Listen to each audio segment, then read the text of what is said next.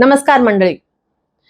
महाराष्ट्राच्या महायुती सरकारने विधानसभेच्या निवडणुकीपूर्वी मुख्यमंत्री माझी लाडकी बहीण योजनेचा आरंभ केला. त्या योजनेअंतर्गत अनेक महिलांना 1500 रुपये दरमहा असे त्यांनी कबूल केले आणि ते सुरूही केले. आता निवडणुकीच्या पार्श्वभूमीवर जेवढ्या महिलांनी तिथे आपलं नाव दिलं त्यांचे काहीतरी डॉक्युमेंट्स घेऊन त्यांनी सगळ्यांना तो लाभ सुरू केला. निवडणूक संपल्यानंतर मात्र एकेका महिलेला त्याच्यातून बाहेर काढण्याची प्रक्रिया सुरू झाली. आपण लक्षात घेऊया आकड्यांच्या माध्यमातून. पहिल्यांदा जेव्हा आकडा आला तो लाडकी बहीण योजनेमध्ये किती महिलांना लाभ मिळत होता? 2.6 कोटी एवढ्या महिला फक्त महाराष्ट्रामध्ये या योजनेच्या लाभार्थी झाल्या. निवडणूक संपल्यानंतर केवायसी, ई केवायसी आणि अनेक अशा प्रक्रिया त्याच्यामध्ये लाभ टाकून मग हळूहळू महिलांना त्याच्यातून बाहेर काढण्यात आले. आणि आज जर आपण बघितलं तर साधारण 1.76 कोटी म्हणजेच काय तर 80 लाखापर्यंत महिला या योजनेतून अलगद त्यांनी बाहेर काढलेल्या आहेत. आता या महिला कोण आहेत? विशेषतः कष्टकरी, शेतकरी, मागासवर्गीय जाती जमातींच्या सगळ्या महिला ज्या वारंवार या ई केवायसी केवायसी प्रक्रियेमध्ये येऊ शकत नाही, ज्यांच्याकडे पुरेसे डॉक्युमेंटेशन कदाचित नाही, अशा महिलांना याचा सर्वात जास्त फटका बसलेला दिसतोय. 3-4 मुद्दे याच्यात आपण समजून घेऊया. ह्या निधीसाठी लागणारा जो अवाढव्य पैसा आहे हा नेमका कुठून येतोय? महाराष्ट्र सरकारकडे काही असे जादूचे काही पोटली आलेली नाही ज्याच्यातून तो पैसा येतोय. इतर विभागातून सगळ्या कल्याणकारी योजनांमधून निधी इथे वळवला जातोय. आणि विशेषतः एकदा नाही, दोनदा नाही, अनेकदा समाज कल्याण विभागाचा निधी विशेषतः लाडकी बहीण योजनेसाठी वळवला गेलाय. एप्रिलच्या एका जी आर नुसार तब्बल 730 कोटी रुपये हे लाडकी बहीण योजनेसाठी वळवले गेले.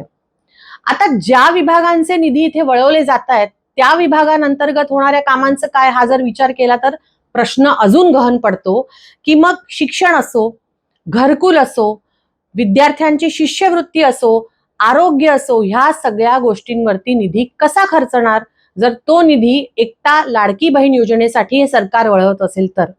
आणि त्यातही ई केवायसी आणि केवायसीच्या नावाखाली ज्या महिलांना या योजनेतून बाहेर काढलं जात आहे त्या नेमक्या कुठल्या प्रवर्गातील आहेत, कुठल्या कष्टकरी समाजातील आहेत, कुठल्या मागास समाजातील आहेत, याचा खरं तर लक्षात घेण्याची गरज आहे.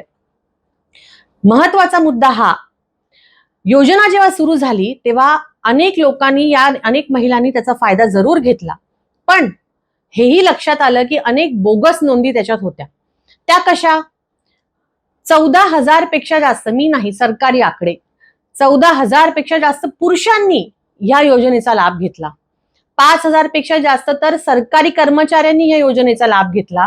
आणि ज्या महिला आधी या योजनेसाठी पात्र होत्या पण ई केवायसी केवायसीच्या सगळ्या गोंधळामुळे नंतर त्या अपात्र झाला, हा सगळ्या लोकांचा जो आकडा आहे आणि त्यांना दिलेल्या योजनेचा लाभ जो काही मिळाला मागच्या 6-7 महिन्यांमध्ये, 1-1.5 वर्षामध्ये, तो आकडा जर आपण मोजला ना तर तो 20,000 कोटींपेक्षाही जास्त जातो. आता हे जे पैसे गेलेले आहेत ते लाभार्थ्यांना गेलेले नाही, ते चुकीच्या लाभार्थ्यांना जर गेले असं म्हटलं तर ही जबाबदारी कोणाची?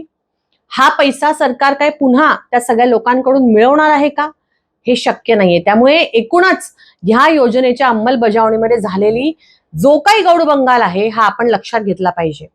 एक तिसरा महत्वाचा मुद्दा म्हणजे नुकतंच एप्रिल महिन्यामध्ये मुंबई हायकोर्टाने ह्याच योजनेवरून सरकारला फटकारलंय. कशासाठी फटकारलंय?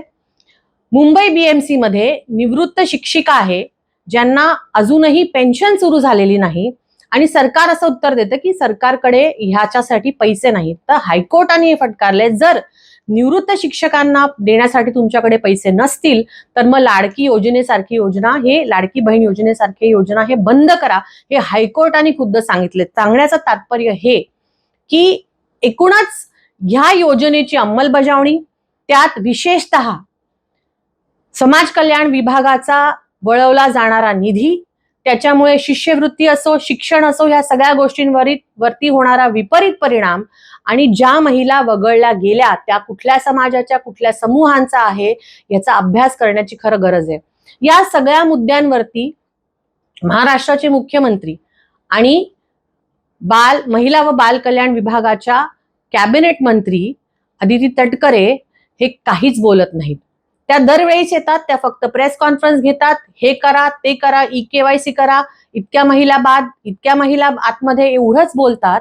पण ह्या सगळ्याची जबाबदारी, हे जे 20,000 कोटी रुपये पाण्यात गेले, वाया गेले जर आपण म्हटलं, त्या सगळ्यांची नैतिक जबाबदारी नक्की या महाराष्ट्रात कोण घेणार आहे ह्याचा विचार आपण सगळ्यांनी केला पाहिजे. पुन्हा एकदा हा जो काही निधी समाज कल्याण विभागाकडून, शिक्षण विभागाकडून वळवून फक्त लाडकी बहीण योजनेकडे वळवला जातोय, ह्याचं देखील उत्तरदायित्व या सरकारनी आपल्यावर घेतलं पाहिजे. आणि ज्या विभागांची हानी होते ह्यामुळे, शिष्यवृत्ती असो, शिक्षण असो, आरोग्य असो, घरकुल असो, या सगळ्या विभागाच्या मंत्र्यांनी आता तरी थोडंसं खडबडून जागं होऊन आपल्या विभागांचा निधी आपल्याकडे कसा राहील आणि तो शेवटच्या माणसापर्यंत कसा पोहोचेल हा प्रयत्न केला पाहिजे.